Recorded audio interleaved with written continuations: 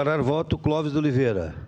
Bom dia, presidente. Bom dia, colegas da mesa. Voto. Bom dia, colegas vereadores. Bom dia a você que nos assiste através da TV Câmara. Quero cumprimentar de forma especial o nosso colega vereador Bortoluz por essa moção feita. Justo porque a segurança pública faz parte no dia a dia. Nós precisamos de fortalecer essa classe. Essa classe de segurança pública tem que ser mais fortalecida, bem mais fortalecida, para que eles possam dar condições de segurança a toda a nossa sociedade.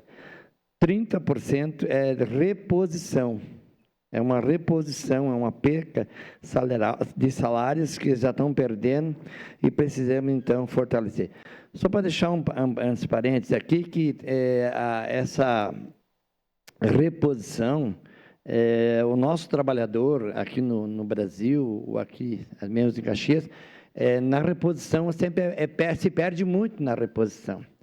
Quando se aumenta a cesta básica, aumenta o combustível, eles demoram a fazer a reposição desse salário e a pessoa que trabalha estão sempre precisando dessa reposição.